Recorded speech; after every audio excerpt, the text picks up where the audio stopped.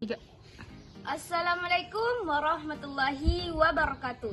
Perkenalkan, kami dari kelompok 3. Dalam video ini kami akan menampilkan sebuah podcast atau wawancara dengan guru penggerak tentang sistem pendidikan di Indonesia saat ini. Dan kami ucapkan banyak terima kasih kepada dosen pengampu mata kuliah pengantar pendidikan Bapak Hasbahuddin SPD MPD yang telah memberikan arahan dalam menyelesaikan tugas akhir mata kuliah pengantar pendidikan. Dan saya sendiri atas nama Nur Makfirah dengan NIM H05230019. Perkenalkan, nama saya Anissa dengan NIM H0523023. Perkenalkan, nama saya Smalusna dengan NIM H05230. Perkenalkan, nama saya Auliadini dengan NIM H0523020. Perkenalkan, saya Suci Cahyani dengan NIM H05230. Perkenalkan, nama saya Nurul Amalia dengan NIM H05230. Saya atas nama Rahmenti dengan NIM H0523021. Saya Nurbaya dengan NIM H05230. Pendidikan adalah proses pembelajaran yang bertujuan untuk mengembangkan potensi diri, pengetahuan, keterampilan, dan karakter individu. Proses ini biasa terjadi dalam berbagai konteks, baik formal seperti di sekolah dan universitas, maupun non-formal seperti dalam keluarga, masyarakat, dan tempat kerja. Menurut Kiai Hajar Dewantara, pendidikan adalah usaha untuk memajukan budi pekerti, pikiran, dan jasmani anak agar dapat memperbaiki kesalahan-kesalahan serta memperkuat dasar-dasar kemajuan hidup anak, baik sebagai individu maupun sebagai anggota masyarakat. Menurut John Dewey, pendidikan adalah proses pembentukan kemampuan dasar secara intelektual dan emosional menuju arah alam dan sesama manusia. Pendidikan bukan hanya persiapan untuk kehidupan, tetapi merupakan kehidupan itu sendiri. Pendidikan dapat dibedakan menjadi pendidikan formal yang terstruktur dan sistematis, seperti di sekolah dan perguruan tinggi. Pendidikan informal yang terjadi di luar lingkungan sekolah seperti dalam keluarga atau masyarakat, dan pendidikan non-formal seperti kursus atau pelatihan. Saya akan menjelaskan tentang pengertian pendidikan dan pembelajaran. Nah, pendidikan dan pembelajaran memiliki kaitan yang sangat erat, meskipun keduanya memiliki pengertian teoritis dan praktis yang berbeda. Pendidikan mempunyai makna yang lebih luas dari pembelajaran, tetapi pembelajaran merupakan sarana yang ampuh dalam menyelenggarakan pendidikan. Jadi, pembelajaran merupakan bagian dari pendidikan. Nah, pengertian pendidikan adalah usaha sadar dan terencana untuk mewujudkan suasana belajar dan pembelajaran agar peserta didik aktif mengembangkan potensi dirinya untuk memiliki kekuatan spiritual keagamaan, pengendalian diri, kepribadian, kecerdasan, akhlak mulia, serta keterampilan yang diperlukan dirinya dalam masyarakat, bangsa maupun negara. Adapun pengertian dari pembelajaran adalah sebagai proses belajar yang dibangun oleh guru untuk mengembangkan kreativitas berpikir yang dapat meningkatkan kemampuan berpikir siswa serta dapat meningkatkan kemampuan mengkonstruksikan pengetahuan baru, dan pembelajaran juga menjadi sebuah upaya meningkatkan penguasaan yang baik terhadap materi pembelajaran. Kesalahan pendidik di Indonesia merupakan salah satu aspek kritis dalam membangun negara. Meskipun telah banyak kemajuan, masih dapat sejumlah masalah yang menunjukkan perhatian yang serius seperti kualitas guru. Meskipun jumlah guru cukup memadai, masih terdapat masalah kualitas pelajaran, kurangnya pelatihan, kurangnya sertifikasi yang lemah, dan kurangnya insentif untuk menarik guru berkualitas dapat merugikan peserta didik. Kurikulum adalah seperangkat rencana dan pengaturan mengenai tujuan, isi, dan bahan pembelajaran yang digunakan dalam proses pendidikan. Kurikulum mencangkup berbagai komponen seperti kurikulum inti, kurikulum tambahan, serta metode pembelajaran dan penilaian yang digunakan dalam pendidikan. Sementara itu, pendidikan adalah proses sistematis yang digunakan untuk mentransfer pengetahuan, komponen, dan nilai-nilai kepada individu dan pendidikan. Perkiraan dan antisipasi masa depan merupakan dua konsep yang sering digunakan dalam perencanaan dan pengambilan keputusan. Berikut adalah penjelasan singkat mengenai kedua konsep tersebut.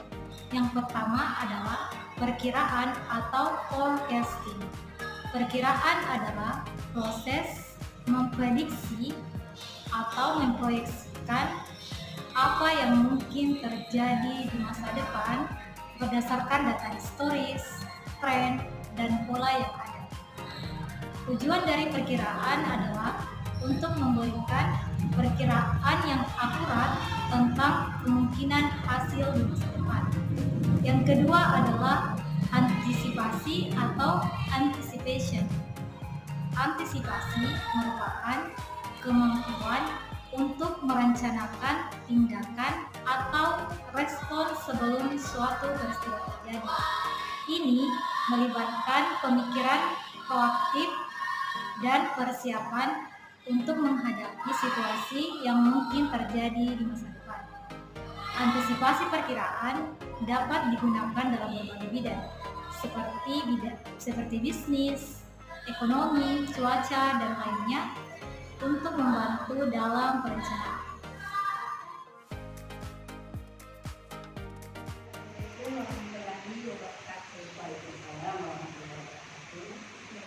Kami dari mahasiswa Universitas Sulawesi Barat, Prodi PGSD, kami ditugaskan untuk di sini kami mewawancarai atau membuat podcast dalam mata kuliah pengantar pendidikan. Di sini kami disuruh untuk mencari guru penggerak yang ada di sekolah.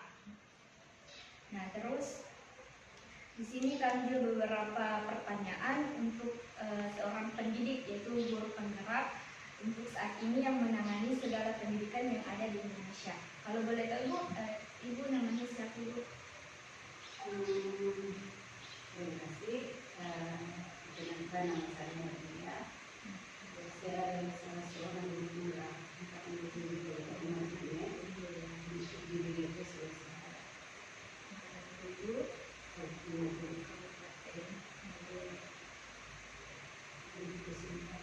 Itu 2000 berapa itu? 2000. Pelaksanaannya itu di 2022 atau berakhir di 2023. Karena kami pelaksanaan guru penggerak itu di pendidikan guru penggerak ada kurang lebih 9 bulan. Kebetulan jeda itu di bulan 12 jadi dengan plus jedanya itu ya sekitar 9 bulan itu berjalan pelaksanaan. Penaksanaannya 9 bulan. Jadi terus Ibu sekolah mengajar di sekolah seperti namanya? Kebetulan saya mengajar di sekolah pendidikan, ya, tapi yang mengajar juga. Halaman Ibu kalau boleh tahu Ibu tinggal di mana? Kalau orang sekarang itu ya stay di Kabupaten Ulen,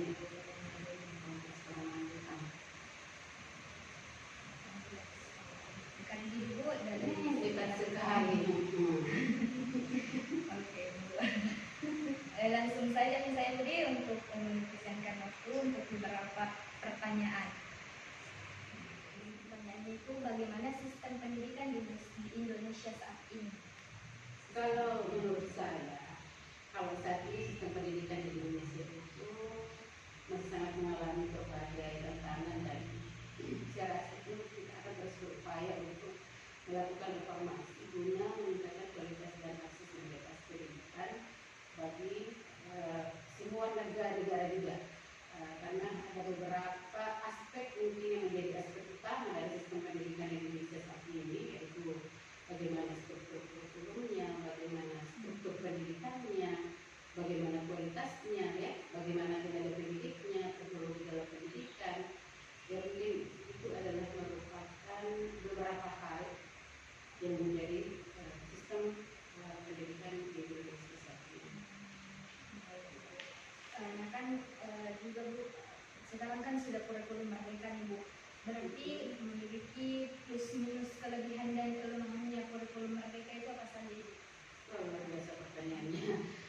kalau menilik atau melihat dari plus minus ataupun kelebihan dan kelemahan yang dimiliki oleh kurikulum Merdeka, maka saya sebagai seorang guru penggerak juga sedikit banyak mengetahui tentang bagaimana itu kurikulum Merdeka.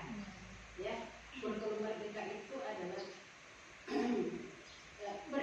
merupakan inisiatif baru dalam sistem pendidikan yang ada di Indonesia saat ini, di mana kita dituntut untuk memberikan lebih banyak kebebasan kepada sekolah untuk bagaimana sekolah itu, bagaimana guru-guru itu dalam merancang ke kurikulum sesuai dengan kebutuhan anak-anak.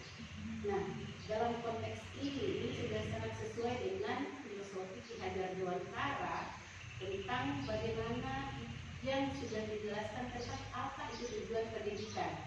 Tujuan pendidikan itu adalah menuntun segala kodrat yang ada pada anak-anak agar mereka dapat mencapai keselamatan dan kebahagiaan yang setinggi-tingginya, baik sebagai manusia maupun anggota masyarakat. Tentunya itu adalah merupakan kelebihan-kelebihan daripada kurikulum Merdeka. Kelebihannya tentunya di situ ada fleksibilitasnya, kemajuan pembelajarannya bagaimana, terus pengembangan karakter. Nah, di kurikulum Merdeka juga ada keterlibatan orang tua. Nah, tentu setiap kurikulum itu ada kelebihan dan ada kekurangan. Mungkin ada kekurangan sedikit yang dimiliki oleh kurikulum Merdeka, di mana yang pertama itu konsistensi, karena setelah memberikan banyak kebebasan kepada sekolah dan guru, maka kurikulum Merdeka belajar dapat menghasilkan variasi dalam kurikulum antar sekolah. Nah, ini bisa menimbulkan, saya rasa bisa menimbulkan. Apa pendapat Ibu tentang potret pendidikan di Indonesia saat ini? Ya, terima kasih. Sebagai seorang guru penggerak, kalau menurut saya, potret pendidikan di Indonesia saat ini sangat mencerminkan tantangan yang begitu kompleks, dan ada pun upaya-upaya yang terus dilakukan untuk meningkatkan kualitas dan aksesibilitas pendidikan bagi seluruh warga.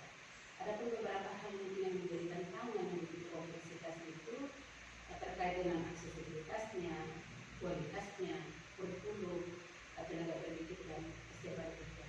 Mungkin salah satu potret pendidikan di Indonesia saat ini. Baik, terima kasih. Apa saja permasalahan yang sering dialami seorang guru saat ini? Luar biasa sekali permasalahan yang dihadapi, khususnya guru pada saat ini.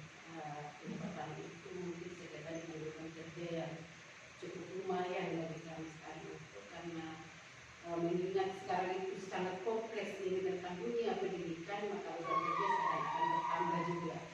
Itu salah satunya.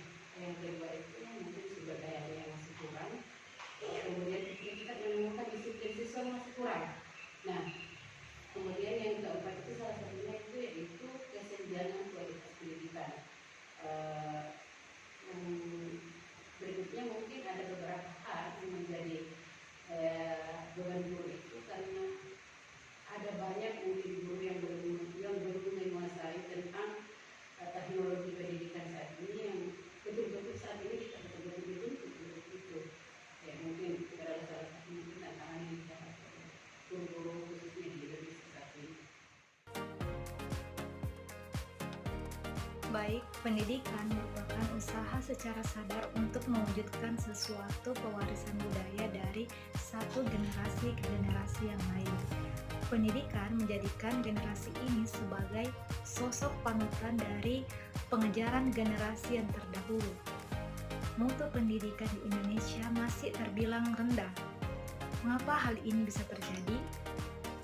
Kualitas pendidikan di Indonesia masih rendah dikarenakan beberapa hal. Pertama, yaitu kurangnya sarana dan prasarana yang menjadi penunjang pembelajaran.